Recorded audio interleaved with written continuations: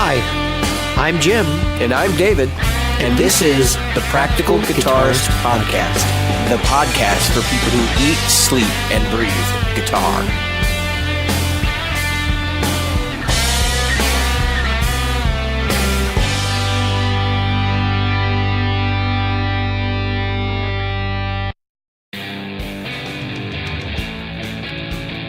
It's the moment you've all been waiting for. Rules to our Great Lakes Guitar Pickup Giveaway. In cooperation with Great Lakes Guitar Pickups, we've got free pickups to give away.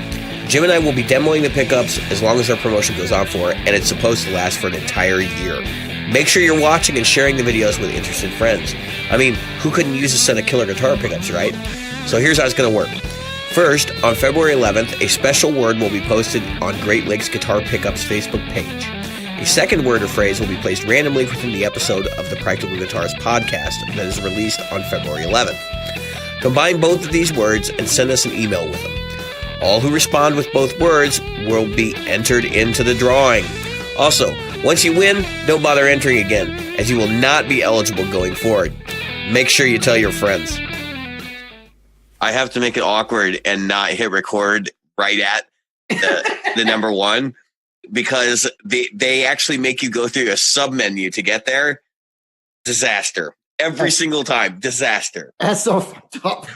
So for those of you listening, now you know why we always get caught at this awkward moment at the beginning of the show. I'm David. I'm Jim. And tonight we have Stephen Miller back with us. Yeah, Stephen Miller. He's would you call yourself a producer or an engineer? All of the above. I do a little bit of everything. Yeah. Yeah. That's pretty cool. So Stephen used to live down here. He's in my house. So now, unlike Cliff Clavin, I have one less person I can say was in my kitchen. So anybody who remembers that episode of Cheers. So Stephen used to have a recording studio over in Hampton, Virginia. Now you're up in Pittsburgh or Philly? Yes, I'm in Pittsburgh right now. Pittsburgh. Mm-hmm. So you're way out there. I mean, that's a heck of a drive. Oh, yeah. And you're down here to hang out with family for the... Yeah, this is the first time I've seen family since the new year, and I'm down here recording a band. So. Oh, awesome. Are you using any of your old stuff? Is there some somewhere that you're setting up shop? Yeah, right now, some of my gear that I like to use all the time, I'll throw in a rack and take it down with me, and we just set up wherever we can and try to knock some stuff out. So depending on whatever the project is, traveling isn't usually that big of a deal. I can just kind of set up anywhere and do what we need to do, and and then I take it all the tracks back home, and I work on it, and then send out the final product. Oh, that's cool. Mm-hmm. That's cool. So strange coincidence. You are almost a year away from your first appearance on the show here. Oh, that's right. For listeners that want to familiarize yourself with Steve's work, we actually featured a lot of his music in the episode. Actually, it would be the 1 year mark right now, because I remember the episode took about a month for me to get it done. Yeah. So I don't know the episode number exactly, but it was on 2/18 is when it debuted. So if you guys haven't heard it, you might want to go back and familiarize yourself with the work first. And I think we recorded that in early January, didn't we? Mm-hmm. Yeah. Yeah. Yeah, that was pretty cool. So Steve's sitting here, and I didn't write things down because I figured that today would be a good opportunity to let Steve talk about. He's doing some mixing online for people for free. Yeah, I've been watching this, and I'm interested in how this all pans out. Yeah. So what I thought I would do is, well, let me back up a second. The last time I was on this show, I talked about possibly starting a YouTube channel or getting more into videos Mm-hmm. of an educational nature. And so this is me finally getting around to doing that.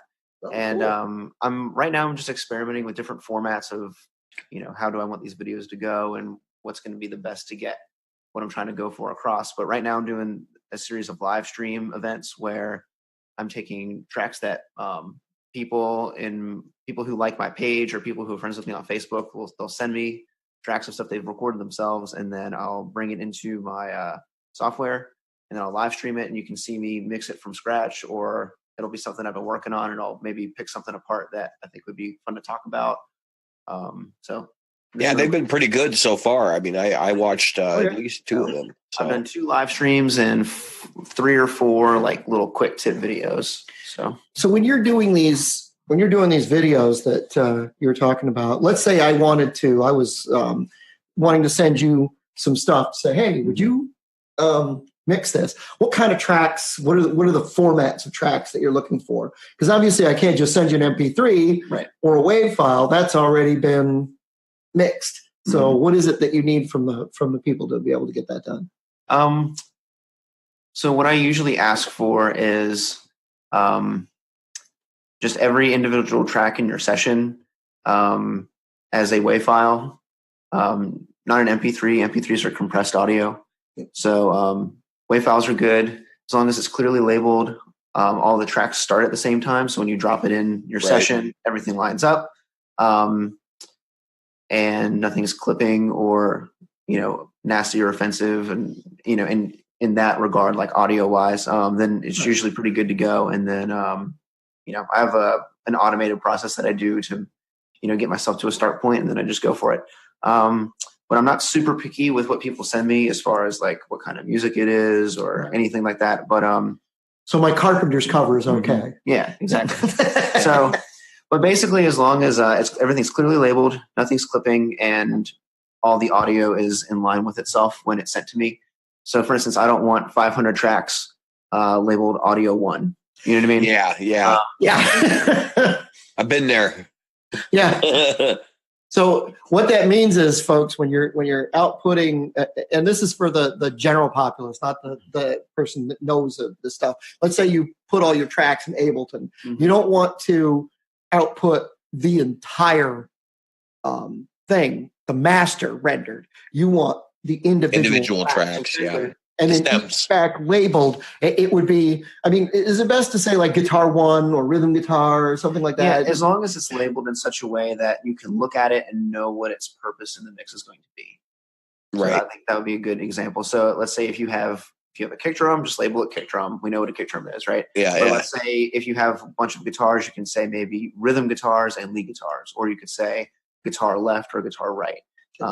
Depending on how you label it is going to give me a hint as to why this track exists in the session, right? Yep. So just don't overthink it and make sure that it's clear, and you should be fine. And these can come from any kind of software like Ableton Live and stuff like that. It doesn't have to be this expensive DAW. Sure. Most DAWs will have a function where you can export individual tracks from your audio. Yeah, it's a little bit actually of a pain in the butt to do with Logic. You have to bounce them all separately, or you have to do an export, and then you get a folder filled with tracks, and you got to kind of figure out what's going on there. But like Reaper and stuff like that can do it pretty easy. So, yeah, Reaper's there's a couple less steps in Logic. It's not too bad. Yeah, what I do is I actually did a video on this. If you want to look at my page, but what I do is on every track, I make a blank region at the very, very beginning. Okay. And I join all the tracks together, so they're just one audio file per track. And then that's really sharp. And then you select everything, and then you can go export regions as, Right. That's what I've done in the past, export regions. Yeah. Yeah. And then in your setup wizard, you can create subfolders and stuff. Yeah, they're sitting there talking over my head in a literal and physical sense. One of these days, Jim's going to get around to learning all this crap and actually use it. I use Ableton Live most of the time. I just use Ableton Live 9, and it came free with my Focusrite. That was what I was getting at. But I also use there's another one that I use. It was, I want to say it was Cubase. Well, I used Cubase for a long time, but there's another one I use that came with my that thing keyboard, the Mark IV or Mark V, whatever the heck that thing is. Yeah. The synthesizer. It's a controller. That's really what it is. It's not a synthesizer. You're right, because it doesn't actually create music. It's just a MIDI controller, which is nice because I can play drums with it. That's what I do with it most of the time. I just use the little pads. I got this little guy. Oh, what's it called? Really, Jim? MPK Mini. And, Jim's running now. He's running around the room, folks. No, I'm almost tripped over the dog. He doesn't want to be out of the room without. He's having anxiety. But anyway, I use this pack controllers, and you can see it's been a little while since I used it. But wow, yeah. But anyway, this is not as bad as it seems. But for I think I paid $80 for this or $85 for it new. For that price, I got more software. I knew what to do with. Mm-hmm. So and all these plugins from that's it. For what was the standard in the late 90s, early 2000s? The recording standard? Pro Tools. Pro Tools. Which is still probably one of the standards. Pain in the ass for somebody that doesn't know what they're doing. I think there's a lot more people are more Pro Tools agnostic now than they used to be, but yeah, it's still like the driving force in a lot of professional places. But this thing came with a ton of plugins for that, so I use that when I use this. So yeah, I probably should have laid down a rhythm track today for that. Well, I mean, and that's typical. Like that's how a lot of people get into home recording is I'll buy something that has all these software packages, but they're always limited. It's like, here's Pro Tools, but you can have only 8 tracks. Well, I get 8 tracks on the drums. Ableton limits you to 2. Saying a lot of bouncing. Seriously, Ableton limits you to a stereo pair. Yeah, Ableton Live. That's craziness. That's the free version. So you're crazy. So I use the Pro Tools a lot when I'm doing obviously more than just me talking and a guitar. That's it. Yeah, Pro Tools has gotten a lot better over the years. I would say it's probably the best it's been for a while. Right now. Well, since you're getting into video content, we got to ask because we've been doing a lot of video lately. What are you using for your video editor? Right now I'm using iMovie. I've okay. Used a couple things in Final Cut 7, but iMovie was just a lot faster I'm just doing really simple stuff. Yeah. Final Cut and iMovie are very similar products. Mm-hmm. And the other thing is, like, I think if you're editing on a Mac, I would use Final Cut way more often than I'd use Premiere. I'm a Premiere guy because I have to use it at work too. Mm-hmm. So I'm running Premiere on my Mac, and sometimes it's just an abysmal experience. I heard a lot of people are having some issues with Premiere lately. The new version of Premiere broke a few things that they shouldn't have. I ran into a situation where it was dumping out my video incorrectly, no matter what settings I would put in. And as it turns out, it was an issue with going from a file I'd created in the 2018 version to the 2019 version. And it just decided it was going to do whatever it wanted then. I've had several issues like that. And I'm kind of wondering why they would release a product that basically broke backwards compatibility on a professional level. But, it's a price you pay for upgrading. The only thing with Adobe is they force upgrades down your throat. So I don't know. The whole thing. When I would recommend Final Cut Pro. Never used it, but I guarantee you it's not as bad as Premiere. Well, I can say that I use Sony Vegas. Mm-hmm. Matter of fact, that's right there. So I use Sony Vegas 14. Okay. And I've been using that for a couple of years now because it's out to 15 now. And there are people that use, what is it, Movie Maker, I think it was. Windows Movie Maker, yeah. Yeah, which owns now Sony Vegas Pro. So Sony sold it off. The big difference is in the stuff like what I did today for the video I created for the pickups. That was that's something you could probably have done in Movie Maker, but I can put a name tag on your shirt in Vegas Pro and track you and do a whole bunch of weird stuff in there that's professional level. My son tries to get me to use this, for other videos that I do for bands and stuff, and I'm like, I can get by. I mean, I can do that stuff in Premiere, but it just takes so much freaking time. I mean, video editing is a whole other animal. I'm sure you're already learning that, Steven. Is it? It's not. I should know more than I do. Well, that's the thing. You think your skills will just translate over there, and then you're like, "What the hell is this?" it really helps. My fiance is the video person in the family. Yeah, she's really solid at Yeah, that. my wife was until I had to learn it. Yeah, well, she's helping me out so far. So Yeah, my son, my teenage son, he took graphics in school, so he's the guy that comes in and goes, I go, help, tech support. He comes in and then you give him his allowance. and then he goes, yeah. Then I buy him a video game or whatever. But it's like, I don't know how to do this. And then he'll come in and do it in a second. And I've been struggling with it for like ever. Looking up YouTube videos and how to, because the key to knowing this stuff, really, when it comes to like, we have YouTube at the, at our beck and call, right? But if you don't know what to call it, yeah, exactly. you don't know. You have to. It's almost like when you're looking for something in a dictionary. You have to know how to spell it before you can find it. Yeah. Well, and then the worst part is now that like video, when you start getting these video formats and things like, oh, well, I want to make sure the resolution's this, or I want to make sure that, I can slow it down and have enough frames interpolated in between. I just start scratching my head and I'm like, why is this so damn difficult? Like, I don't understand it. And then now I'm shooting video for work as well. And I've become the de facto video guy. And so I'm like, I have to adjust the settings so I can get proper white balance. And I'm just shaking my head. I'm like, why do I even know what proper white balance is? Yeah. Why do I even care? Yeah, I mean, it's mind-boggling the amount of stuff that you have to learn just to make a video for music-related content.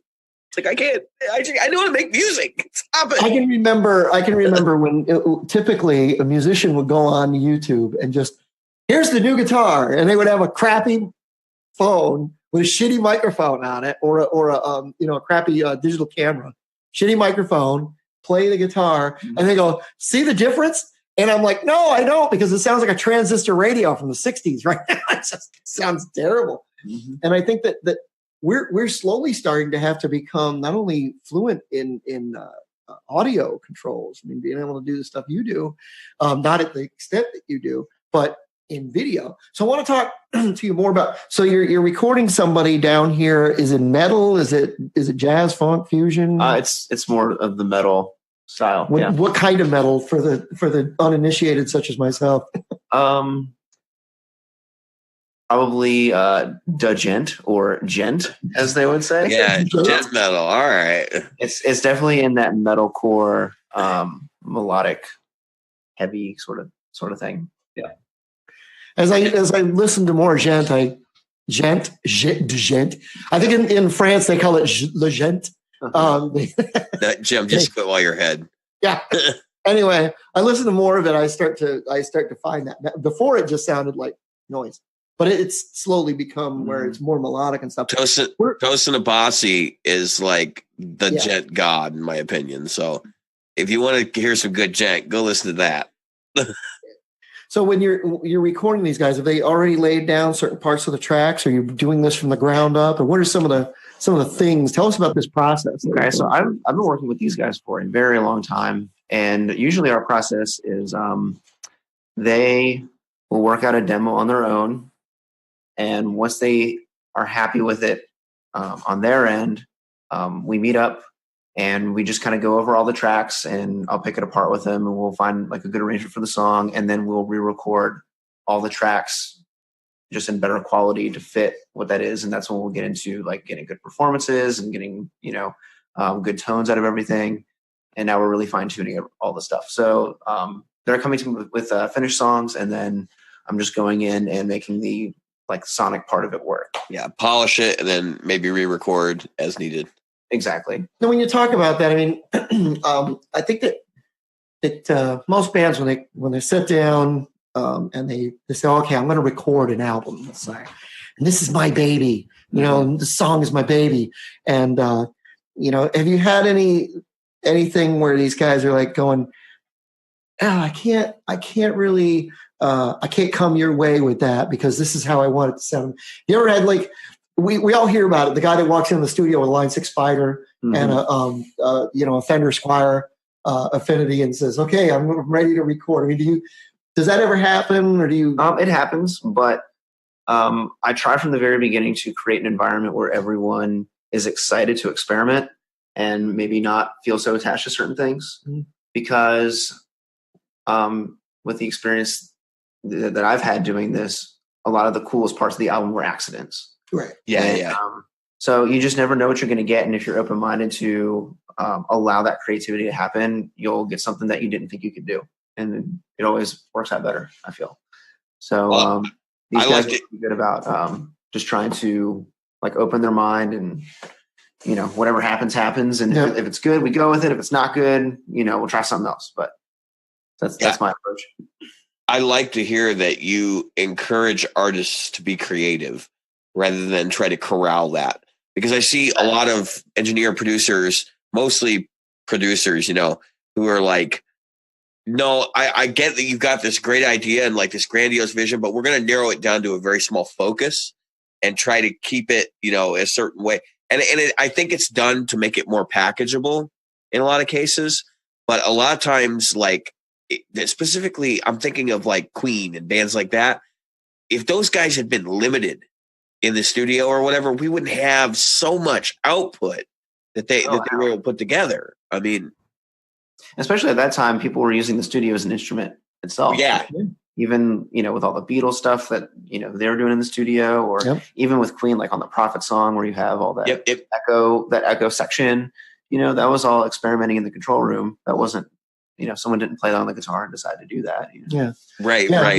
You had Pink Floyd with the sound of the bunny and how Alan Parsons got that to work in time in 7/8. And of course, when you talk about that, I think about the poppiest song in the world, but "I'm Not in Love" by 10cc. When you listen to the beginning of that, what most people don't know is that's just looped tracks of people going in a note, and it's just the what you were talking about. The sliders were the keyboard. And you slid in the note as a chord. Mm-hmm. So you allowed the loop to come in that way. That's why it gets really breathy and it gets really open. That's one of those ones that I go back to, and when somebody tells me about that stuff, I go, yeah, those guys they were way ahead of their time. It's really cool, for sure. Yeah. Yeah. So we talked about, when somebody's bringing in their gear nowadays, are you using more like we were, obviously NAMM is closing up today or closed up today. And are you seeing more exciting projects to allow people to not have to bring in like, okay, now we're going to bring in a 1960, and I don't mean the year, I mean the 1968, a cabinet, or giant Marshall 412, 4x12 cabinet. And, okay, we've got a 150 watt Marshall head. We've got 4 Marshall cabinets, and we're gonna mic every single speaker up.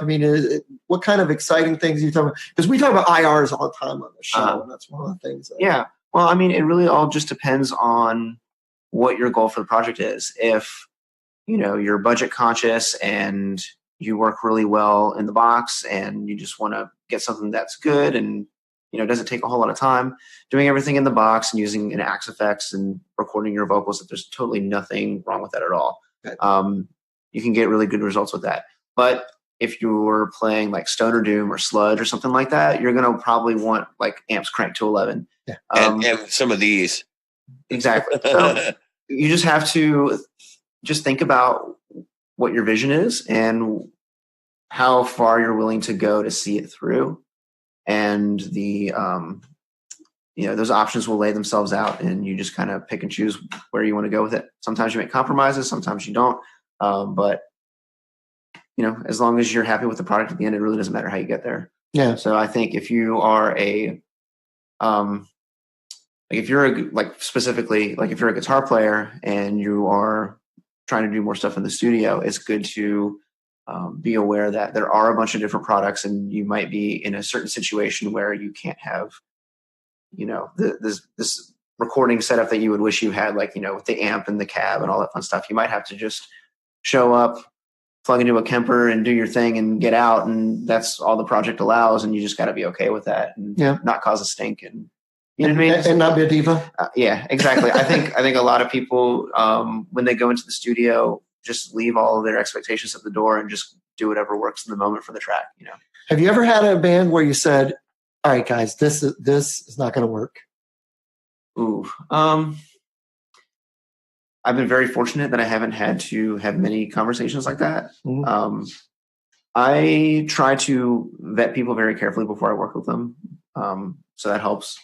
Yeah, I remember you talking about going and watching a rehearsal beforehand and stuff. And I know a lot of guys don't get involved on that level. Exactly. I do what I can to do my homework on them ahead of time, and I would hope they would do the same with me. So when someone is interested in working with me, I lay it all out there.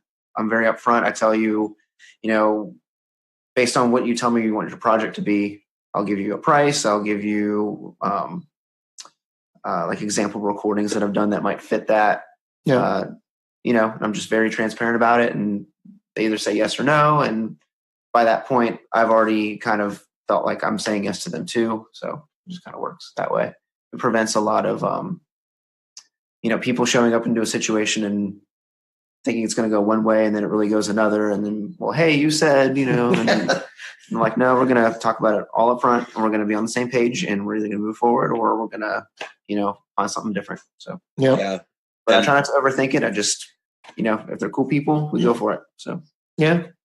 So when you're talking to somebody and you're getting ready to vet them, so to speak, how is it that, like, what exactly are you looking for? I mean, we hear horror stories. There's one YouTuber in particular who's you might know his name. We're not gonna mention his name here, Glenn Fricker, but freaking interesting guy.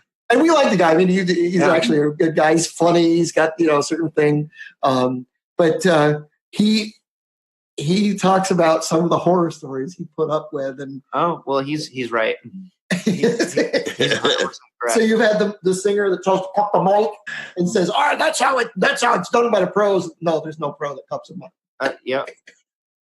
For anybody who watches him that isn't a producer and just thinks he's exaggerating, he's totally not exaggerating. No.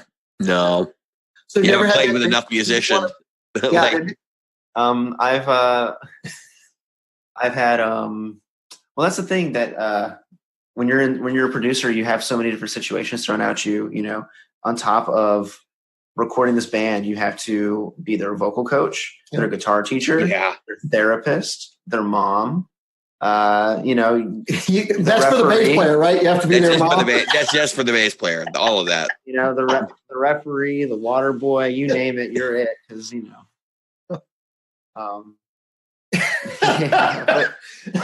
makes me think of that movie, the story of Anvil, where they're fighting in the studio. Yeah, like physically fighting. Or when you have, I've had people fight in my studio. I've had to send people home because I didn't know their parts. I've had to. That's awful. There was how can you not know your parts? That's what I don't get. Yeah. You're showing up. These guys are paying. I'm not going to ask you for a number, but X dollars a day or an hour for studio time, and they come in not knowing their. What do they have? What is the expectation when somebody walks in and says? Do they think they're just going to pull it out of their buttholes? Is it like I'm going to be like David Gilmour? Some people think they can just come in and sit down and do it. Yeah. There goes the dog. The three most common things I notice with people who don't know their parts is either when they were all practicing as a band, they weren't paying attention to each other, and now that you're under the microscope, it's like, wait, you've been playing that the whole time? Yeah. Kind of thing. Yeah. That happens in even cover bands. Exactly. Yeah. So I see that a lot. I also see just people who are delusional and think they're way better at their instrument than they really are. And run into them. And then when you try to explain to them why it's not working, they will get defensive. But some people are, cool and they switch it up. But then there are just people who they just show up and they're not prepared and they waste everyone's time. So wow. And money. Yeah, have you ever had one of those situations where like bands in there, and we'll use guitar players because this is obviously a guitar podcast, and like let's say one guy's doing all the he's supposed to be the rhythm player and the other guy's supposed to be the lead player, but they're like, you know what? We just want you to speaking of the rhythm player or something, like we just want you to play everything because you have everything solid, and the other guy's like he's good and he's got it down, but he just doesn't bring enough vibe to the track, or it's just going to sound tighter if you have the same guy do both parts. Oh, I mean, we do stuff like that all the time. I mean, the band I'm working with right now, there are 3 people in the band that play guitar. There's only one person who is actually quote unquote the guitar player in the band at the moment. But whoever has the song in their hands better at that moment in time, that's who's going to be on the track, because the goal is a good song and a good recording, not, we have to have this person on everything because that's the guitar player. Yeah, not whose name is on the exactly. The they have a vision for the song, and as long as they see that through, they're not too concerned about who did what, And I love having that freedom with them. That's a super cool thing to hear. I know of some other bands locally who have gone through that mess and been like, yeah, all the parts on this song suck because I didn't get to play my parts. Like, so it just sounds like trash. And you almost see a band disintegrate when somebody goes into that kind of behavior. Mm-hmm. And it's a sad thing, but I know there's probably some argument about that at some time where it's like, no, they're not going to play my parts. They're my parts. Yeah. And ego can definitely kill a project. But hopefully the band has taken it upon themselves to work that out ahead of time, so I don't have to. Yeah, or they're willing to like play ball on that too. Exactly. And so, I mean, sometimes I will step in and say, you know what, we're doing a double track here.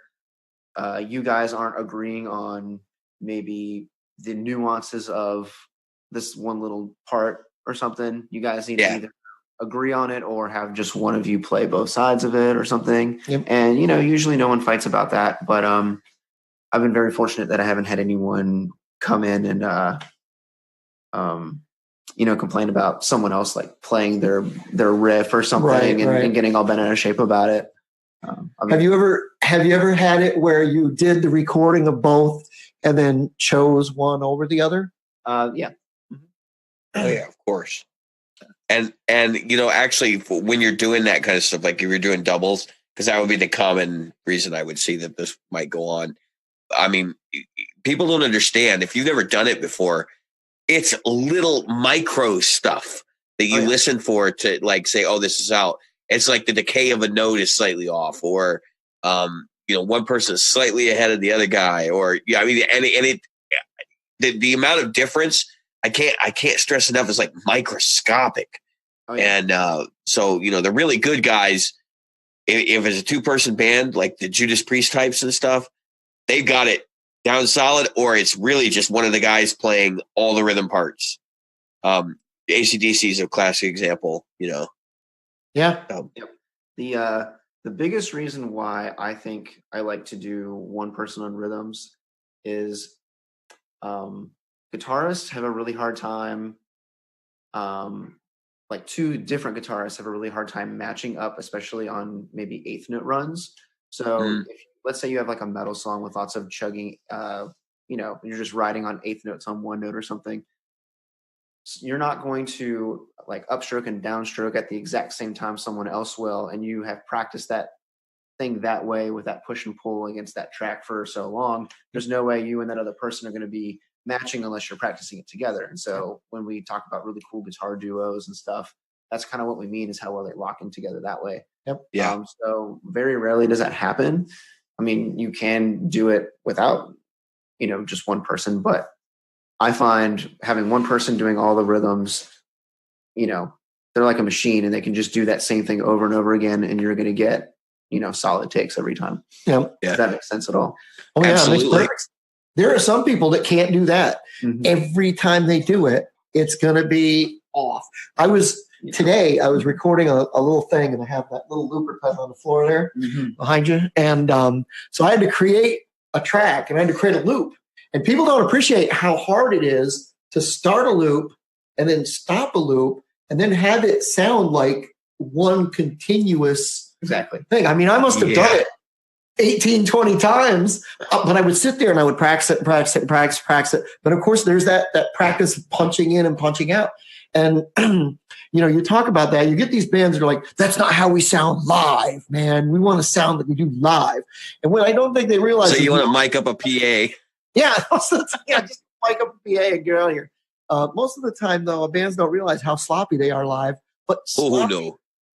What's that? I said, oh, no. Yeah, I mean, I totally agree. See, it doesn't translate to recording? I think that what are the differences for you when you tell a band, let's say they come in and say, that's not us live. It's not our live feel.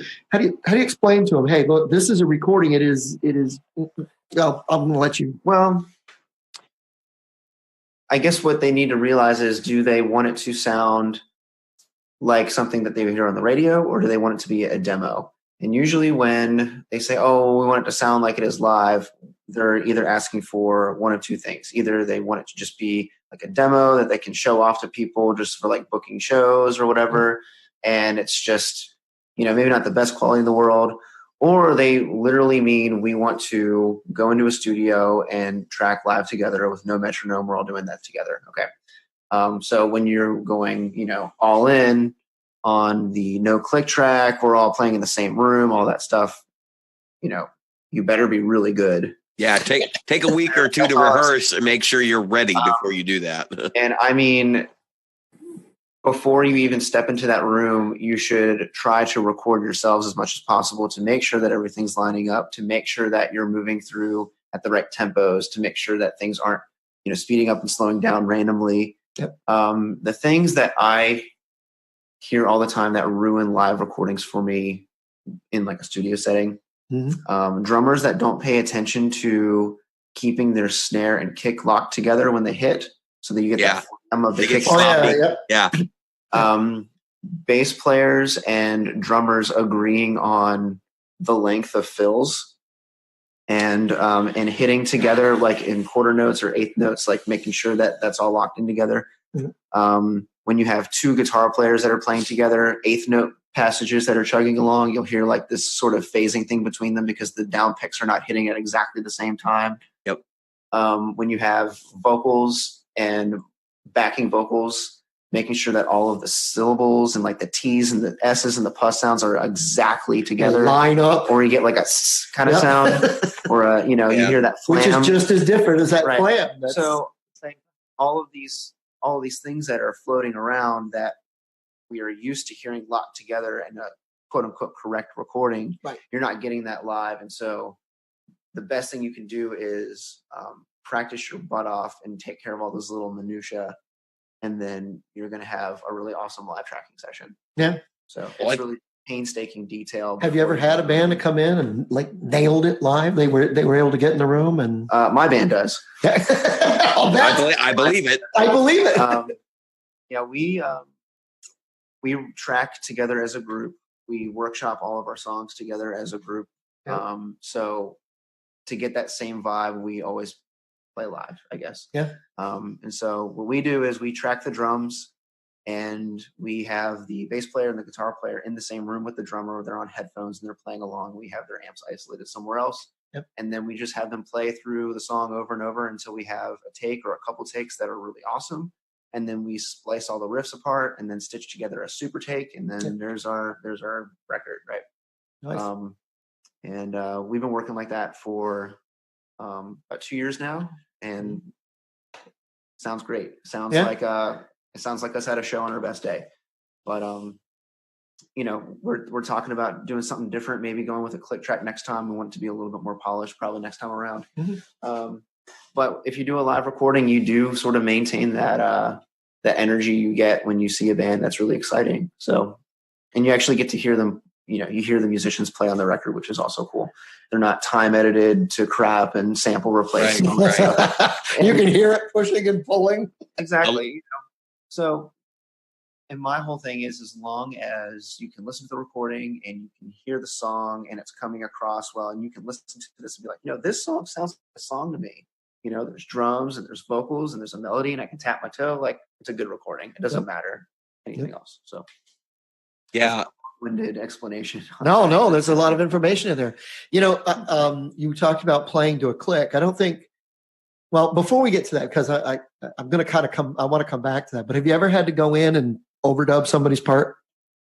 You ever had to do that? That producer thing where you go, this guy, it's just the guitar's not going to happen, or the bass is not going to happen. Yeah, I'm going to have to go in and I'm going to have to do it for them, even if it's just a punch in for a few notes or whatever. I will do whatever I can to service the final product, whatever that is. I think well, I would hope that whoever my client was would care about the end result more than what the process was. Yep. Sure. So if I see something that I feel needs to be changed, I will just go ahead and do it. And if they notice it and say something to me, I will have that discussion with them and talk about it. Right. Or even if they like what I did, but maybe want it done a different way, we'll have that conversation. And sometimes if it's something I know they might fight me on, I'll have, a talk with them about it. Right. But typically, I just assume they trust me to do my job, and I'm just going to do that. So. Now, going back to the click thing, you ever met somebody who couldn't play to a click? No matter what? All the time. All the time. Yeah. All the time. I just wanted to pay. I'm probably one of them. For people who think that that's easy and you should be able to do it, and it's just something, I can practice this, in a couple of weeks I'll have it. That is not. No, it takes a lifetime almost. And I don't say this to make fun of anybody. It's definitely not something to make fun of someone about. No. But it is a skill. It's not something you can just, oh, well, this is what we're doing tomorrow, and here we go. Yep. If you want to record to a click with your band or, for yourself, practice doing it for a while before you go in. Because what it'll do is not only will it force you to be aware of where every beat is, you are now performing everything at the exact same tempo the recording will be. So now your muscle memory is going to match what you have to perform for the take. So I always recommend doing that. I wanted to insert myself here a little bit. I have a theory about why some of these skills are lacking. I think a lot of bands, so if you go back to the 70s and 80s, really the early 80s, there were no home recording studios. At most, you might have a 2-track somewhere that you have access to. And so for bands to be able to workshop a song, record it, and then practice along to the recording, that didn't exist back then. And I think a lot of people do that today, where it's like, okay, so I'm doing a singer-songwriter project, and the guy's got tons of music worked up, and he's recording it, and he's handing it to me and asking me to figure out my parts and like design something that goes with it, and then we'll record on top of that, and then we'll use it as a rehearsal because we don't really get together that often. That's a problem, because if you're not in the room with that individual, you're never going to be in any situation other than to be able to play to a click. Right. Because you don't have the rehearsal hours driving it. And I think a lot of people don't understand that there's a difference between the way that bands operate today versus the way the bands operated 20 years ago, and that has negatively impacted their ability to play the instrument. There's definitely something to be said for that cohesive, like you were talking about your band, Stephen, and the way that they could you guys cohese without really thinking about it now. But that wasn't overnight. No. All those guys have been playing together a lot longer than I've been a part of it. And so, they know where each other is going to be. So, all the things that come with, playing with people for the same amount of, I can't talk. That's all right. Things that come with, playing with the same people for a long time, you get that added benefit. And, great things take time, as you know. Yeah. So. I think that, I've spoken with every band that I've ever been in. I've been in mostly cover bands, but I've done original music as well. Mm-hmm. And the fact is that even in a cover band, it is extremely important. Maybe even, I'm not going to say it's more important, but I will say it. Maybe even more important that you are dead locked in together, because pop music and most cover music is pop music. Mm-hmm. At least in my circles, that music, the people are singing along to it, whether they're dancing at the time or just at the bar singing or at their table singing or standing in front of you doing a line dance singing or whatever, they're singing along. So you are their timepiece. Oh, yeah. And you are their time. And that will throw off an audience, and that will make people go, yuck. And I've been there when famous musicians, I don't care if it was Van Halen or Stevie Ray Vaughan, who, when they had their awful nights and they were phoning it in and they were too drunk to play. Let's face it, we're too stoned to play. Yeah, too coked out. They were awful. No, people were trying to sing along in the audience, and the people in the audience were better than the band, and that's terrible. I mean, that's just terrible to hear. But you get that, and there's just no excuse for not working together. There was a time, like you said, David, the bands in the 70s would get together, and before you even went to the rehearsal studio, and it wasn't unheard of for a record to take a year or more, 2 years. Oh yeah. You know, think about the amount of time that were between most of your Pink Floyd albums and so on and so forth. There was, name 70s rock era band, just Zeppelin, The Who, whatever, and they would write this stuff on the road. They were playing it for audiences before they even, went into a rehearsal studio, then worked them, and then went into a studio to record. And I think that's why it's always surprised me when somebody like you and Glenn Fricker mentioned the same thing. Like, people will come in and not know their parts. You have been playing a song for how long? You don't know your part. I understand if the band just hired you yesterday or last week, but you don't know your parts. It's just kind of like weird to me. It's mind-boggling. Exactly. And where it really comes in handy is if you can go into the studio, know your part front and back, it allows you to be flexible. So when someone in the moment has a really cool idea on maybe how to tackle a certain section, you're ready to go and you know your stuff and you can make it happen to serve the idea, So there's more at your disposal if you know your parts. Yep. And potentially better product. So, well, I kind of harkening back to that idea I was bringing up a minute ago. I think the advantage of the click, not only because it gives you a better result or, just trying to get perfect music, may fit your project. But the point is that you can actually practice with the click at home. You can't practice with your bandmates 24 hours a day. And so that's a translatable skill. Like, if you have that, chances are you're going to be able to lock into a band better. But not only that, when you do go into the studio, you're going to be ready to rock and roll. And there's not going to I think that there is a way that, or a mentality these days that, if you use a metronome, you're lesser of a musician. Oh, sure. I've heard it. Yeah. And I hear it all the time. Oh man, you don't need a metronome, man. You play with your soul. You play with your heart. Yeah. The click kills your groove. Oh God. No, there's no groove because your songwriting sucks. Those are the same people who say that music theory is preventing their creativity from flourishing. Yeah. My ability to read and write has really ruined your ability to write a novel. Yeah. That's what Stephen King says all the time. Oh my God. I'm just saying. Yeah. So, if I don't know, if guitar is your passion and that's an aspect to it, right? I feel like maybe that would be something you would want to look at a bare minimum, right? Right. Well, I look at it and I say, there are times where you can go buck wild and deviate from all that stuff. And maybe you don't want to approach it that way when you write it. But at the same time, like, you have to know how things work so you can at least communicate your ideas to somebody else. Right. I think that's the thing that people forget when it comes to theory is like, it is a language, and it is your ability to speak the language of music and the ability to say, hey, this is in 1/4/5. I know people that don't know what 1/4/5 is. Yeah. I'm like, really? That was the first thing I probably learned, And well, go back. Let's take it back for a second. So if you go back to the 50s and really like the era before demo recordings, right? How did musicians communicate their ideas? Orally, right? They'd say, we're doing a 1/4/5, or they'd write it out. And a lot of music was charted. And we have lost that today. Like, charting is not something that goes on as much anymore because I can just record it.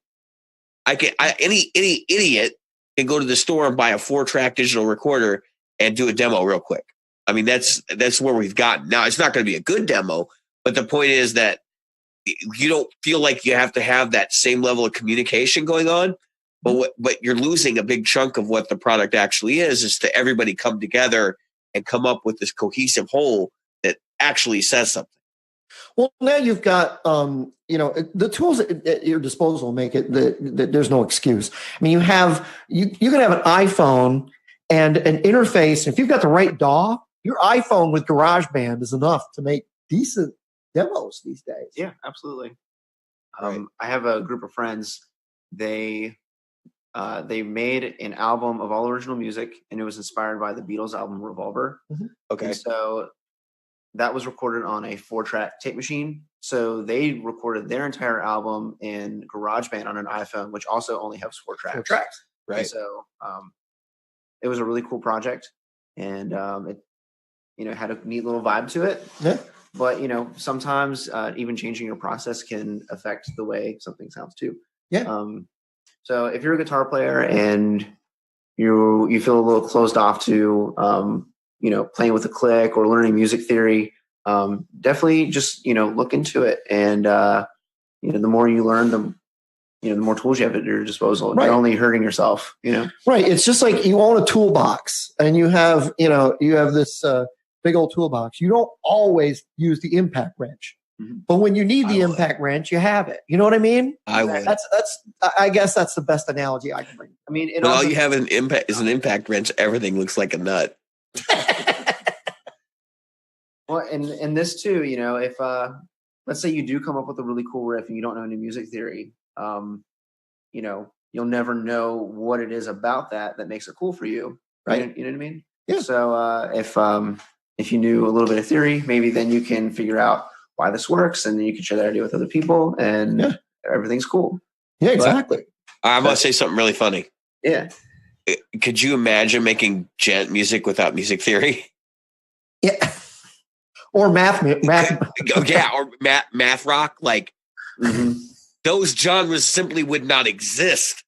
Yeah, Mudvayne would not exist without math or without theory. There's a website out there. I forget what it's called. I need to find it again. But this dude made a like a riff generator. Yeah. Like a deathcore breakdown generator or something like that. Yeah, where you can like type in a message and it'll like translate it into like ones and zeros, so how to do the breakdown. Yeah. Yep. Yeah. That's cool. I've heard people do things like, especially in gent music, like take telephone numbers of band members and then like turn them into the actual like song part. That's the tab on the thing or something. Yeah, just crazy stuff, because ultimately that's what avant-garde music is like taking the abstract or coming up with like your friends did, just saying, I'm going to make a 4-track album just like Revolver. Doing those kinds of things, putting limitations on yourself or making rules about what you're going to do is totally acceptable. Like, that's not necessarily, we were talking about expanding creativity at the beginning of this. And that is a form of creativity, Yes. to put a limitation on yourself. Yeah, Steve Vai talked about how he, for practice, sometimes he'll pull out, this is in the days of the phone books. In the days of past. I know exactly what you're talking about. I saw that video the other day. Yeah, he would pull out a phone book, open it to a random page, and play the page. So he would play the numbers. Those were his intervals. He would play the phone book. So to think about that, 86753 Jenny would take on a whole new concept. Yeah, but let's be honest. 7, 5, 3, oh. I wonder how many of his melodies actually came from playing the phone book. You got to wonder. Yeah, wouldn't shock me. Because it comes to what you were talking about, where all of a sudden you've got this mistake or this accident. Now it's a happy accident. You know what I mean? You can pull that out. So definitely. So there's a story, and I'll share this about Vi, because I was watching the Live at the Astoria DVD. The best thing about that DVD is the commentary track, because he reveals so much stuff about like what goes on tour. And if you haven't seen the DVD, see if you can find it with the commentary track somewhere, maybe your local library or whatever. But watch it, turn on the commentary track, and then listen to him talk during Bangkok, because he tells how that song happened. And actually, what was going on was he was on tour with David Lee Roth, and he'd been asked to learn a bunch of music. And I think it's from South Pacific or something like that. Right. Yep. And he'd given it to him and on this tape, and he'd been listening to it at night when he was sleeping. And then one day he was in the studio and he was just playing, and he's like, "Oh, I got to record this melody." So they went through this whole process, almost put the record out. He put it as part of a suite of other songs on the record. And it just as the record's coming out, some guy goes, "You did a cover of Bangkok." And he's like, "What?" And he didn't know. He had no idea. So just like you're saying, playing the phone book, come up with melodies. Yep. That was a total accident. So he ended up having to pay like the original writers and stuff, like his whole thing. But interesting story. So I got to ask you, have you ever had a band that was like, it got all done? Because this comes to contract stuff. Mm-hmm. You got all done and they went, we want our stems, and you're like, no, I haven't been paid yet. Do you have like an agreement with a band as far as like how much they put up front and how much they, because obviously you're not just going to go, yeah, come on in. Yes, because I've talked to Steven about it. Yeah. Yeah, usually it's done by a case-by-case scenario, but what I try to do is usually there's a deposit at the very beginning, just to kind of get the thing going in good faith, right? Yep. And I don't give out any, anything that they can download until I'm 100% paid.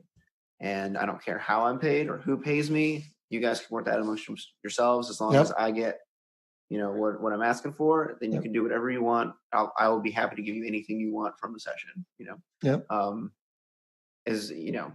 I can give you a final mix. I can give you different masters for different streaming sites. I typically won't give away my Logic project sessions, so you can see that makes sense because you don't want to give away your secrets, so to speak. Exactly.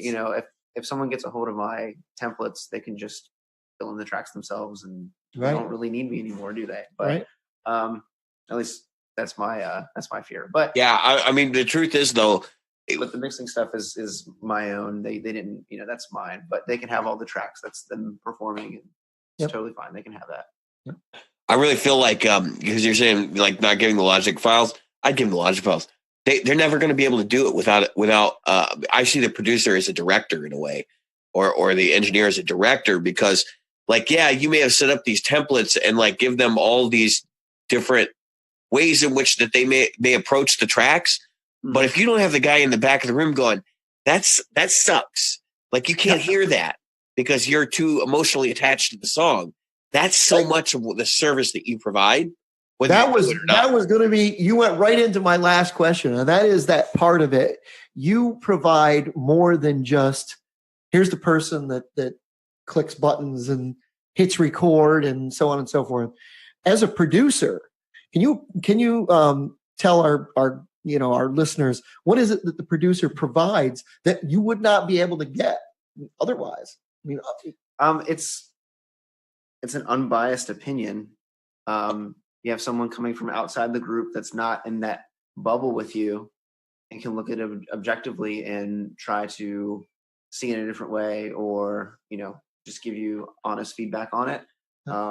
So you pay them to be honest. Or if you have someone who maybe is on the fence about what to do, or if everybody has a plan, whatever situation you're walking into, you're just going to be prepared to do whatever the client needs, right? Yeah. So when it comes to recording, I just try to get an idea of what they want the final product to be, and then however we have to navigate to get there, I try to be flexible. Flexible is the name of the game, right? When it comes to this stuff, flexibility. Yeah, like we used to say in the Navy, if you can't be flexible, be fluid. I mean, but yeah, that's how you ended up on the floor. I think that what a lot of people don't think about before they go in to any project is we all have feelings about stuff, especially if you've written a song. Bullshit. Yeah, there you go. I don't have any fucking feelings. That word has no feelings in it. Nope.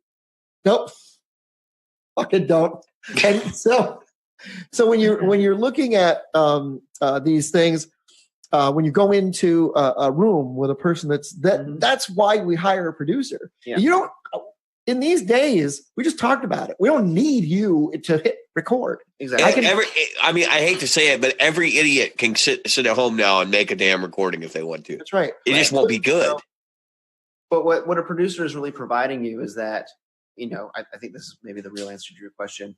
What the producer is really providing for you is that, you are making an album. That is your goal. Now you have someone in the room with you who has made way more albums than you. Yeah. To help guide you through the process, right? Absolutely. You're a project manager. Right. So keeping people on task, making sure people stay accountable, making sure people remain honest with themselves through the process. Everyone has to be on the same page all the time. So if someone doesn't like something, we better say it now so we don't waste time and go back and redo things. And, you can't hold your tongue in situations like that because time is money and there's no going back. You know what I mean? Right. But it all comes down to communication. and being honest with yourself as you go through it, and not having an ego, and being open-minded, because you never know what problems will come up. Mhm. Which is the other thing too. You might intend to do a record maybe this way or that way, but there are some things that, let's say, your guitar like shatters into 1,000 pieces for some reason. Like you take it out of the case and it just all falls apart, and then you have to play a different guitar. Or maybe we couldn't bring in that amp that you wanted, Right. or maybe someone got sick and couldn't make it, and now you have to readjust the whole session. So you never know what's going to happen. So all you can do is just be as prepared as possible. Right. So yeah, I want to make clear, we're not discounting your services at all. No, like we totally get it. Yeah, that's why we're asking these questions, because I think that what happens is people think, for the most part, that they can just walk in and, like I said, anybody literally you can get a four channel one of these, and now you got a 4-track. And I've got a 2-track, but I can, as you know, I can bounce tracks all day long, and I can create infinite tracks in Logic. Mm-hmm. So, or in Pro Tools. So if I'm an intelligent person, I can do all this stuff. I think that also it's part about that we didn't even talk about is getting like left and right, and because you were talking about mixes for different streaming services, and explain why it is that you need to mix differently for different streaming services. Every streaming service has a set of guidelines for the submissions for the audio files. And so if you don't understand all the jargon in that, message, it can be a little confusing as to what they actually need. And so if you don't know what they actually need, or you don't know how to make the files yourself, if someone says, hey, we're doing a single and it's going to be mostly streamed, it's not going to ever see a CD, give me something that's appropriate. And so knowing what the medium is, I can make sure that it's hitting the right loudness level. I can make sure that it's in the right format. I can make sure, like, if they want an MP3 and not a WAV, it's at the same or it's at the correct bit rate that they want. And then even iTunes has another set of guidelines where it's called Mastered for iTunes. Yeah, I was just going to bring that up. Yeah, and there's a specific process to go through, and it's kind of complicated. At least it was when I first looked at it. From what I understand, there's like a select group of people who can quote unquote master your song for iTunes, or there's guidelines where you can do it yourself. But I remember it all being very in depth. Whereas Spotify, they just upfront, we want a WAV file that does, hits at this level.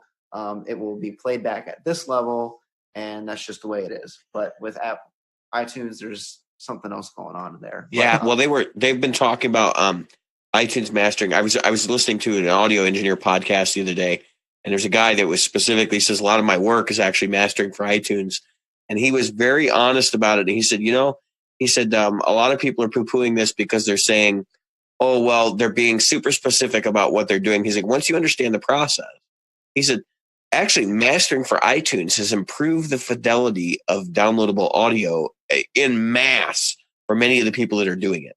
Because he said it's opened up the dynamic levels way more than it was before. Everybody used to be compressing for radio. So they want everything to be super loud, and now it's like, no, we can have those louds and softs. That really was what I was about to ask you next. Is there has been, I think it was Rick Beato who was talking about how, and I know Glenn Fricker talked about this too, this super compression. We complained about it in the 70s, the compression of pop music, in the 80s. And it's become even more super compressed and louder to the point that, like, so for people that might not understand what I mean, like, you ever watch TV and all of a sudden the commercial comes on and it's really loud. You can't even turn your TV down low enough to get it past that loudness. What happened at the beginning of streaming services like Spotify and Pandora was that to get their music to be heard better, that these people would compress and yeah, I mean, it goes back to radio. I mean, that's where it started. Yeah. Yeah, that's what I was saying. So do they have guidelines against that kind of thing, or is it more for that kind of thing? Well, Streaming services, I do believe, have done a lot of good in reducing the loudness war or whatever. Yeah. It's really not something you have to think about these days, because no matter what file you upload, the streaming service is going to output your music at a specific level, or they're going to, the encoder is going to do whatever it does your music anyway. So let's say you submit something to Spotify and it's like really cranked up versus something that's maybe not so cranked up.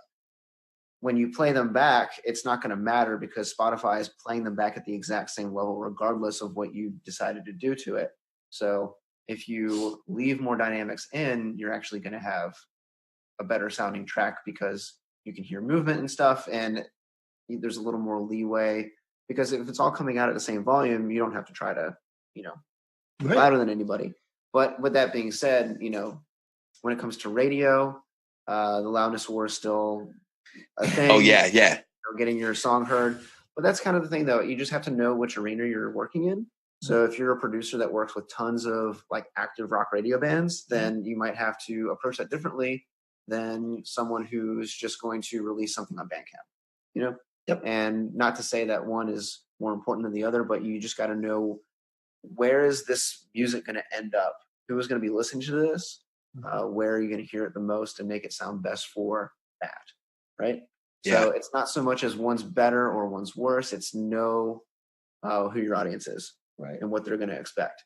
And also, you have some styles of music that sound better when you just crush it. Like if you don't, turn up a death metal album as loud as you possibly can, you're not doing it right. Yeah. You know what I mean?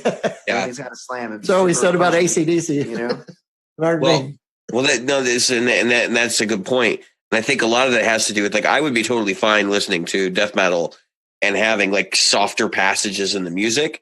And I don't think that happens as much partially because of obviously the format of the music. You're not going to have soft passages in a Cannibal Corpse song. It's just not going to happen. But I could definitely see like bands shying away from that in the creative side of things, because they're like, well, if this is going to be a radio song, like we want it to be as loud as possible and as catchy as possible to get, people's attention. And I guess what I'm trying to get at is that I think we're reaching a point where it's going to take time to dial out this mode we've gotten ourselves into with expecting the music to sound that way. And it's almost a natural. I mean, if you ever seen a guy do a mastering mix where they're hitting limiters and all this stuff, trying to get the last ounce of, volume they can out of a set of tracks, or a mix, like it almost becomes its own animal on top of that. And honestly, when I've done my stuff, I do my own mastering, which is terrible. I know you're not really supposed to do that, because you obviously want to get a second set of ears to help you with that process. But when you master something and you listen to it, you almost feel like until you master it, there's not that last level of polish that needs to be there. That has to happen before it goes on to a record or whatever. And I think we're getting to the point where we're almost going to be master agnostic in the future, because we can just make a different mix for whatever medium we want. So I don't know. I don't know what your thoughts on that are, but I'm kind of interested to hear what you have to say. Oh, as far as like mixing or mastering stuff on your own? Or? Well, no, what I was getting at was like, so becoming mastering agnostic. If we as musicians start to kind of like say, okay, this mix is going on Spotify, and literally at the mix level, you're saying, okay, so we can do it this way. And then, not having to do that like final stereo pair where then you send it off to the mastering engineer to, make your masters for whatever, medium you're going to send it out to. You're obviously doing some of your own mastering, right? I mean, I would assume. Yeah. Mm-hmm. Okay. So, So I try to master everything that I mix, just so they have it. And if they want to take it to another mastering person, that's cool. They can do that if they want. But as far as trying to squeeze that last little bit out, like you were talking about, I've heard of people going so far as to, they slam it really hard, and then once it starts to distort, then they put another plug-in on it to remove the distortion so they can go even further. Yeah. And what was it?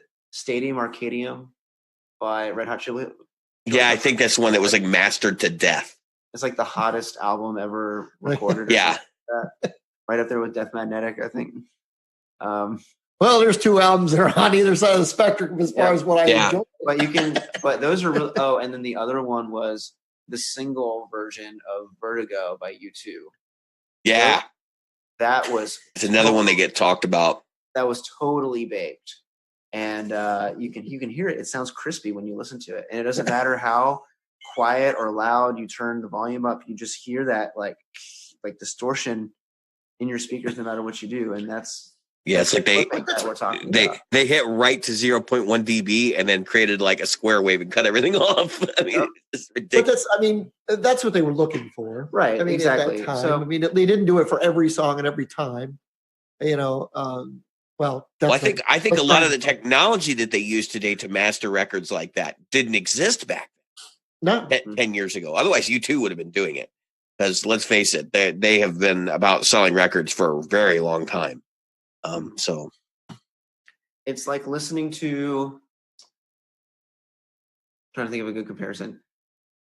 If you've ever listened to an original pressing of Dark Side of the Moon versus any of the vinyl remasters of the past maybe 5 years, right? You can definitely tell that, like especially if you listen to the CD version. Yeah, the SACD version is very telling. Yes. So whenever you see like a classic album like remastered, they're really just kind of trying to put it at the same level as everything else that's current. So they have like a more modern version of the song. Which is always interesting. So if there's an album that you really love, it's cool to hear the different reissues of it and get a feel for the different way they took the recording. And I remember back in, I want to say it was 77 or 78, I went out and bought a heavy pressing. I want to say it was gold or some ridiculous thing like that of LP of Dark Side of the Moon. It cost like $50, some ridiculous number. Which back then would have been like $200 or $300 today. A pile of money. So my friends and I all get kicked together, the band. You know, all kicked together. We buy this pressing and we listen to it. It was like, and of course, we were used to. We knew the quadraphonic. We had the quadraphonic of it. We were like, yeah, this is all right. But we listened to quadraphonic, and those guys were all stoned, and I just enjoy what I listen to. So it was like killer cool, you know, to hear quadraphonic music. And I'm kind of surprised. For me, this is just me talking now. I've said this on the show before. For me, audio has actually moved back a bazillion years for me, in the most part, because most people are listening with these, and they're listening through that and this speaker. Yeah, he's pointing at computer speakers and tiny earbud headphones. No, I'm pointing to this thing. Oh, you're talking to the phone. This little speaker right here. That's oh God, let's not talk about that. Exactly. There's no I'm guilty. Stereo here. There's no. Well, mine's stereo, but and then of course you're like you said the computer speakers, and I was actually pointing at my iPhone earbuds. It's like, how many people do you know? You run in different circles. We do too.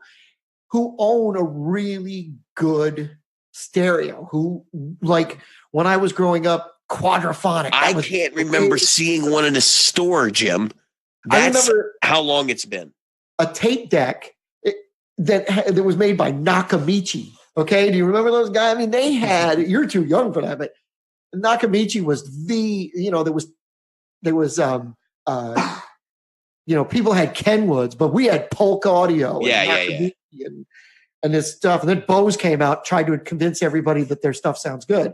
And so it was like, I'm just saying that when you're mixing, how does that come into play? How do these little speakers that aren't actually even speakers? There's no moving parts. There's a well, I can't say no moving part, but it's moving in. Oh yeah, like in like nanometers.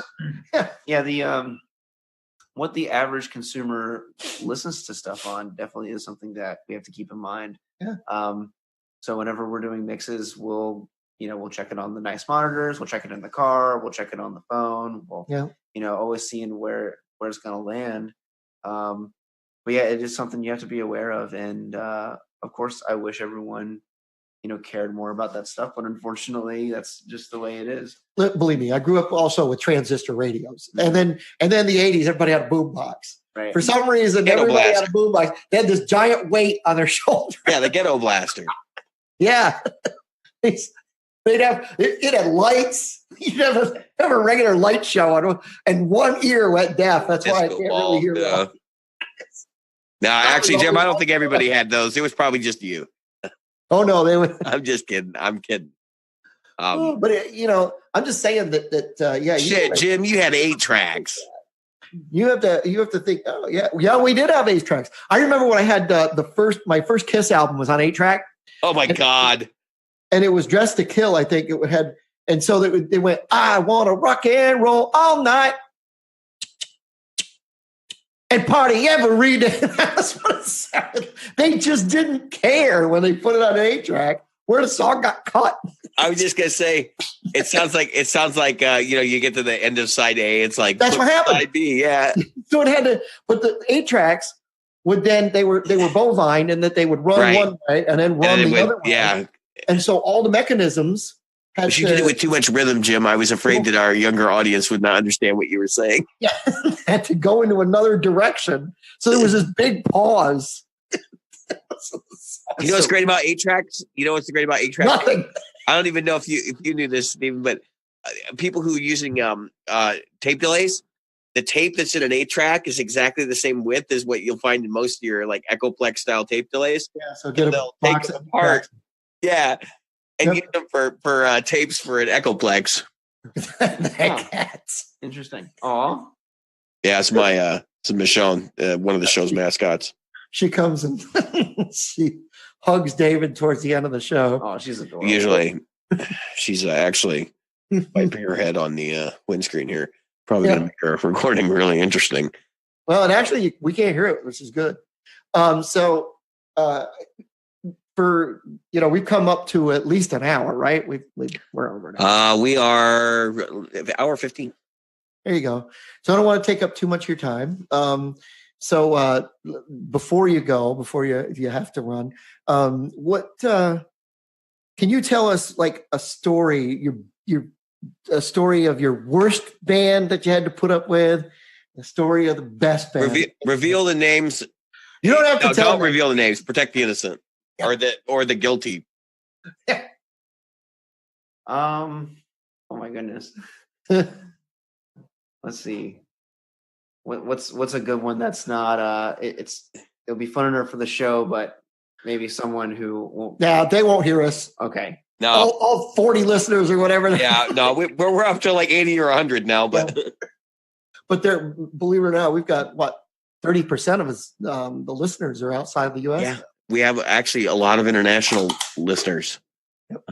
And we are still growing, which is shocking to me because I haven't been doing any promotion of the show lately. Mhm. Yeah, So, we've Okay. been Well, lazy. Here's a good one then. This one works because the band doesn't exist anymore. And this is why it's a good story. So I've been working with this band for, oh man, how long ago was this? This was 2015. It was one of the first like really big records I did. Like they had a nice budget. They wanted to do 13 or 14 songs. They wanted the whole experience, right? Yep. And so we finished drums, we did rhythm guitars, and then it came to bass. And The bass player. and Glenn Ficker's going to love this. it was one of those situations where the bass player did not know the parts. And It's like, I don't usually appear on the records anyway. and so I'm like, okay, so it just sounds like you're not comfortable with the songs yet. How long have you been in this band? And he goes, 8 years. 8 years. Oh my And, god! Oh my god! And I'm like, all right, well, we're gonna have a fun day today. Yeah. So we, about 4 hours into that, we're about halfway done with the first song, and I kind of look at him and I look at everybody else. I'm like, all right, this is what I'm thinking.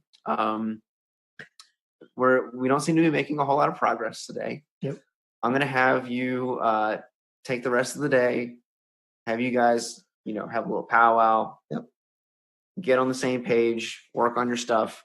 Come see me in 2 weeks or so, Right. and we'll knock this song out, right? Yep. And we're not focusing on the whole album. We're just trying to get this one song done for this guy. And during that 2-week period, apparently things got pretty crazy behind the scenes with the band. Bass player quit, and then it took them about 6 months to find a new one. And then, so here I am. They finally find a new bass player. It takes him another 6 months to get up to speed. He comes in. We're almost a year to the date that I last had this bass player in my studio, and it's a new guy. And he comes in, totally slays. Everything's awesome. Nails it. Everything sounds great. Then, vocalist comes in. Everything's cool. So here we are. It's like a year and 4 months into this recording project. Yep. We're putting the final touches on it, and it's about ready to come out. They set a release date. Yeah. They have a show lined up to promote it locally and all this fun stuff. And I'm working on the final masters, and I get a phone call from someone in the band saying that their guitarist went off the deep end and quit the band, and he wrote all the songs and is threatening us with lawsuit if we release the album. And I'm like, oh, this is crazy. So good thing I got paid before all this happened, because they ended up breaking up before the album ever got released. Wow. So that's like Kajagoogoo. So all of that, all that hassle, all that trouble, all that waiting, all that time, only for the album to never come out. And it would shock people to know how many major albums don't see the light of day. Oh, it's true. I would say it happens very rarely, but I would say maybe 1 or 2 projects a year never see the light of day. We had Michelangelo Badio on here. His album didn't get released for whatever reason. I mean, he couldn't go into the specifics, but the Nitro album. Yep. Yeah, the Nitro remake. It never got released. No, I don't know if it's because I know Jim and his Lita have been having something, and there were a lot of things going on behind the scenes. But I know he didn't want to comment.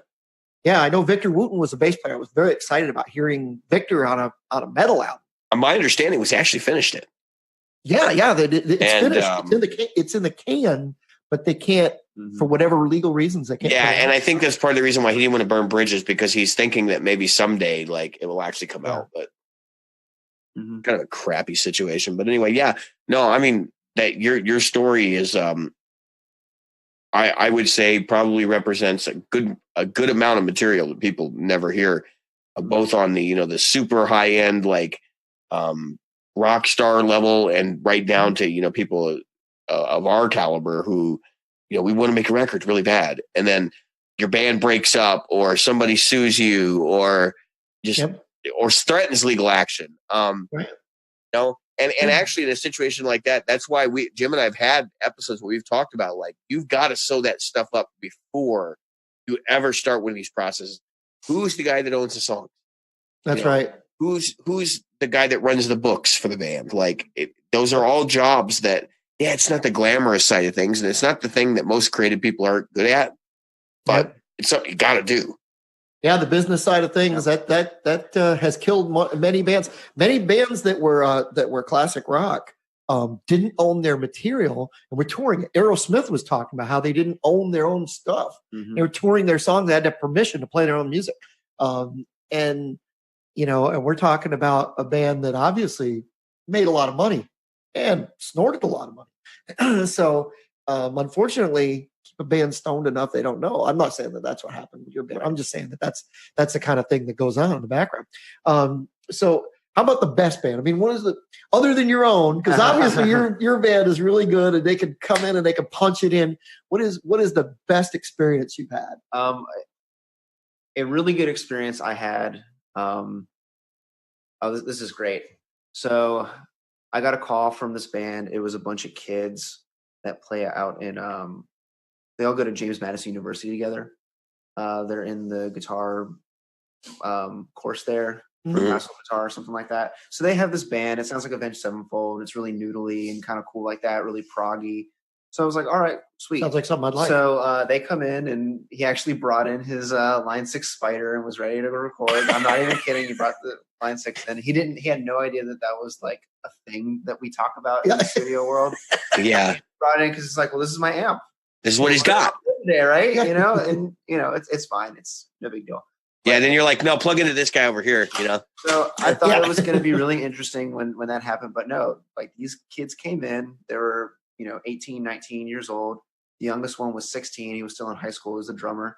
And they come in and they track all their crazy Avenged Sevenfold prog songs together live in my studio. And they are totally on point and are with it. Wow. And it's like they'd been playing together for 30 years. But, they're only 18 years old. Yeah. It was one of the best sessions I've ever had, just with, you thought you were going to get one thing and you got something else. And the bass player was actually the guitarist's girlfriend that he had coaxed into joining the band.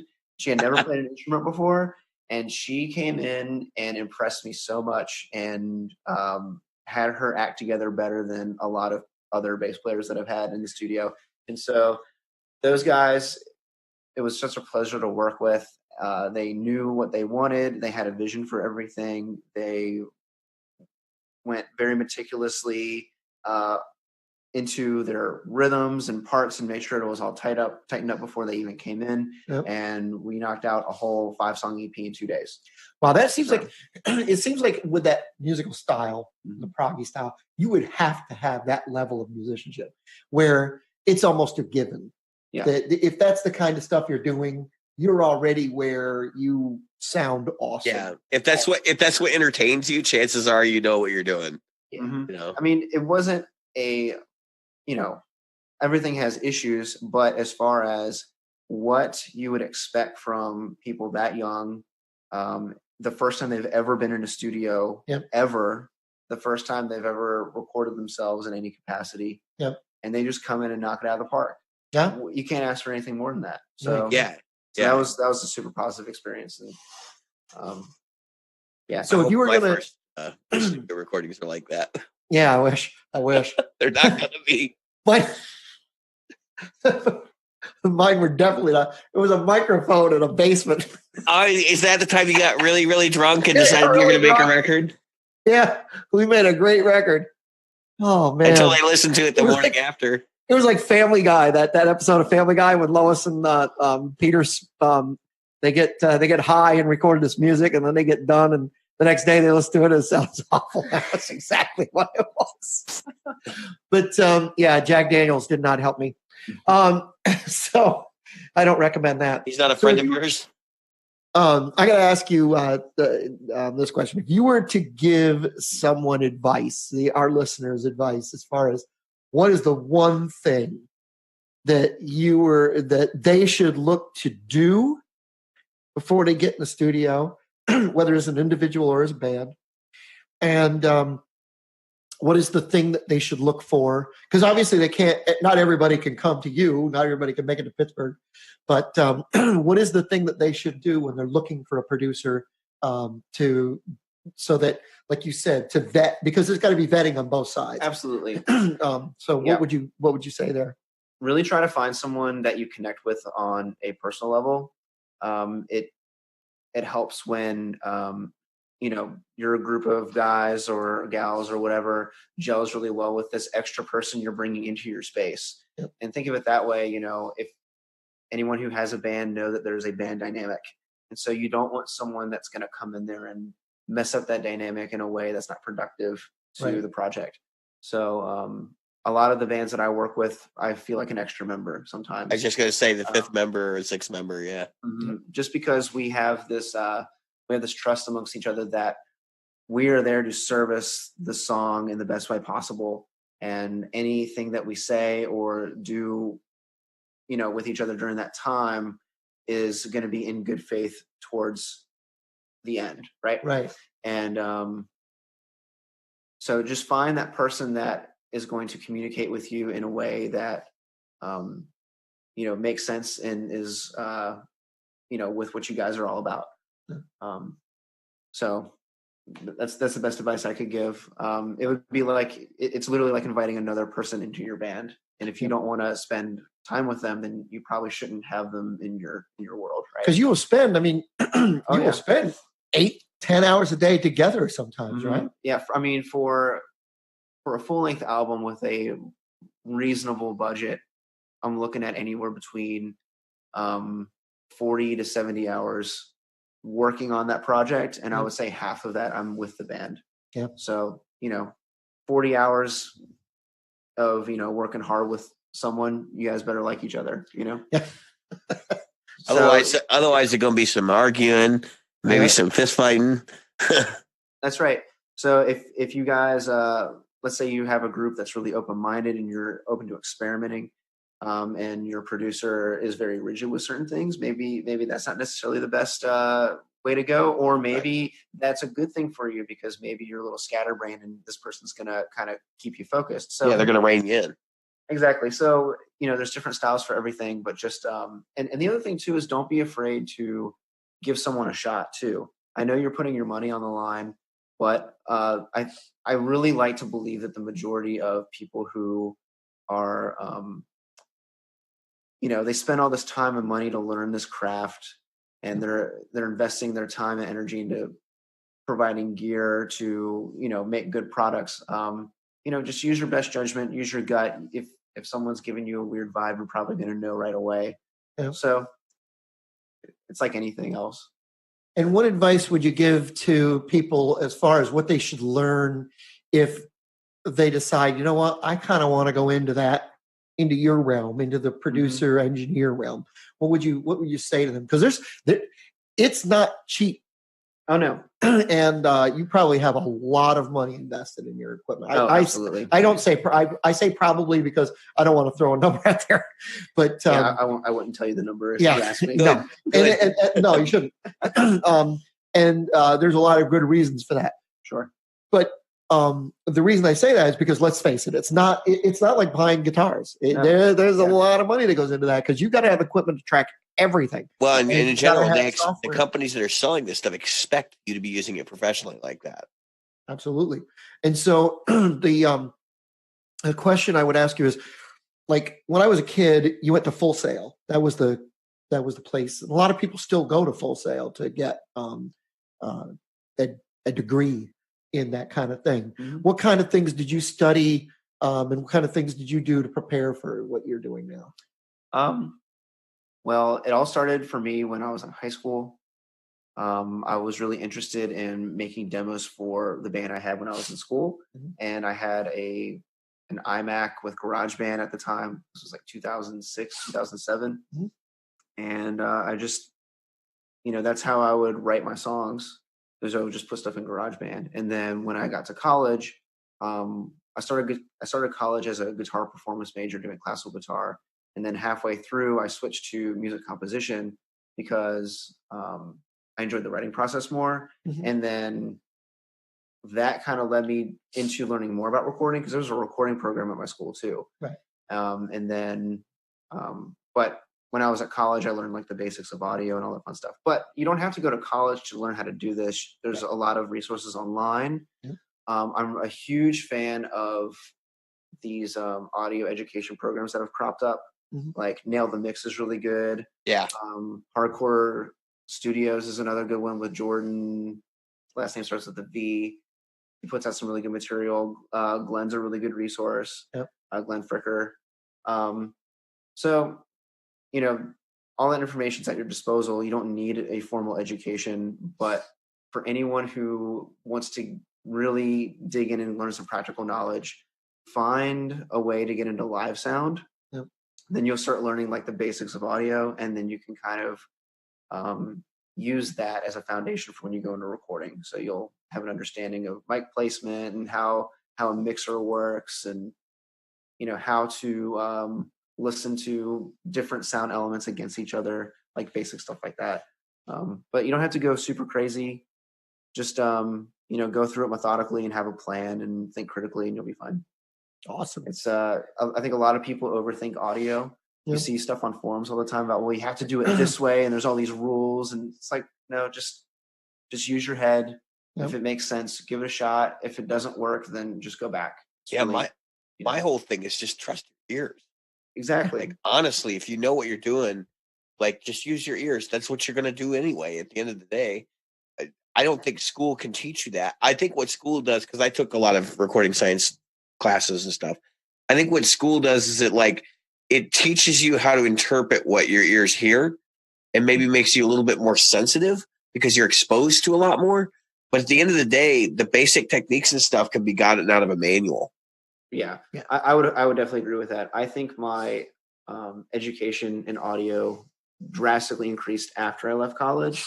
Yep. What college taught me was how to be my own best teacher and how to disseminate, or not disseminate, but how to filter out bad information. Right.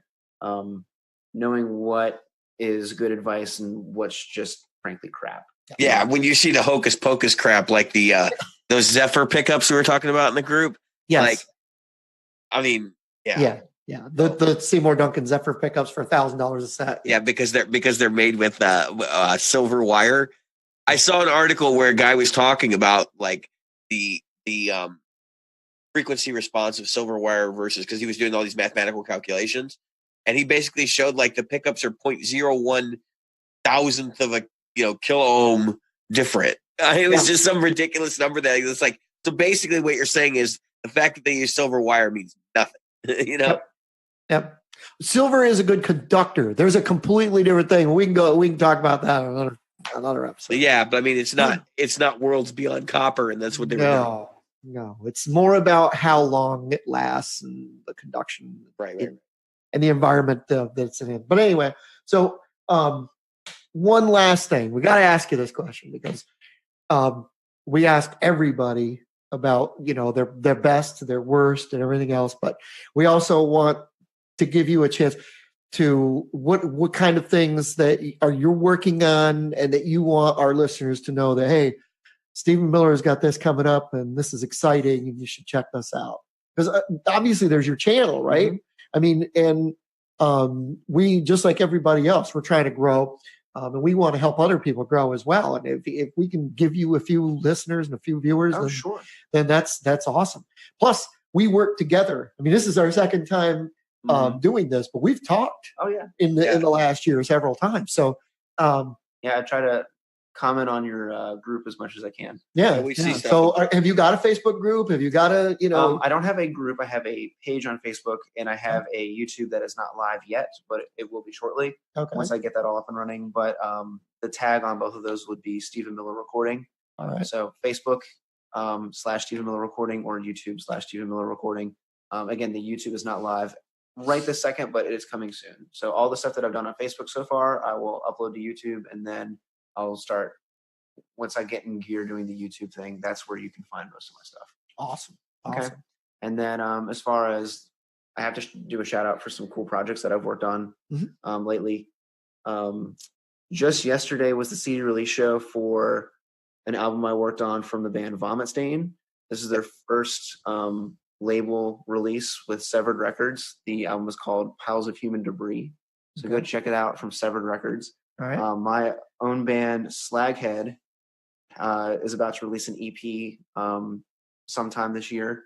Yeah. So keep a lookout for that as well. That's cool. And there's a whole bunch of other cool stuff. I have a couple more live stream events planned for this month. And I'm mixing tracks that people have submitted me from either my Facebook page or just people who know me. So if anyone's listening to this, I'm active in the Practical Guitarist Facebook group. So if you see me around, you can comment or private message me. And if you want me to look at some of your stuff, feel free to, let me get a hold of that stuff. Yeah, because there's stuff that we need to be able to do too. And I would certainly rather have this guy than me stuff. Yeah. And if anybody is listening and is interested in working with me on an album, I'm based out of Pittsburgh now, but I also work with a lot of remote clients too. There's a guy in Alaska that I work with. He has his own recording setup and he sends me drum tracks. There's a guy out in North Carolina who is like a dubstep producer guy, and he'll send me his stuff to mix. And so no matter where you are, and if you just need an extra opinion or you want someone to master your recordings or whatever, don't be a stranger. I'm a normal guy online, just like everybody else. So. Yeah. And I can say that because we put up audio, so you don't have to worry about what you look like over here. This guy's got the hair to prove he's into rock, bro. I think it may actually be longer than Glenn Fricker's, which is impressive. Yeah. So I got 4 inches cut off a couple weeks ago. So. hopefully, You can't tell. you're in Pittsburgh. Yeah. Jeez. 4 more inches, you can wear it as a belt. He's just getting ready to escape from prison. That's all. So you're in Pittsburgh. Hopefully, I'll be going by you on the way to GearFest. So maybe if you're gonna go out there to see that, that's a heck of a thing where a lot of folks are out there mingling. It's kind of like not NAMM. You can actually buy stuff and take it home. And, that sounds fun. But you can commingle. And with the a prices lot are stupid. It's like a show floor style event. It's big. Yeah, no, it's so, and you can buy anything that they sell online there, and they have ridiculous discounts, like 20-30% off almost everything. $7 and stuff like that. Yeah, you could. I mean, I know you're not using stuff like that for live guys like me. And it's all new. It's not like used stuff or anything. Like it's. Oh, that's great. Yeah. Not sure. You can never have too many 57s in your studio. No. And, I plan on buying 4 this year. I could never have enough in my bag for when I go to a gig either. 57s, 58s. I use a ton. One of the other reasons why I'm down this weekend, my band is building a project studio inside of our rehearsal space. So that way when, they have ideas, they don't have to wait for me to travel down. And, the whole studio is 2 pencil condenser mics and a bunch of 57s and, 8 inputs. And they just, they have it set up to where they hit a button, they play the song, and they can shoot me an idea. And, you can never have too many workhorse microphones in your setup. Yeah, exactly. Right. So Put hopefully anything in front of it, it's going to work. So yeah, hopefully we see you out there. It'd be a lot of fun. Oh yeah, and then Glenn absolutely. Fricker was there last year. Maybe we could all. Where's GearFest usually? It's in Fort Wayne, Indiana, so it's not very far from because you're over there on that side of. Not usually, always. Yeah. Well, yeah. No, I mean it's usually in June, not always. Is that the Sweetwater GearFest? Yeah, Sweetwater. Yeah. Yep. So they have a whole bunch of stuff. Yeah, that sounds like fun. Yeah, it's not just guitar. Just like most guitar players think NAMM is all about guitars. Yeah, no, it's not. But the industry, so much of the crap that gets sold now, though, is aimed at us. That But so anyway, thanks for coming by and being on the show. It's always a pleasure. Yeah.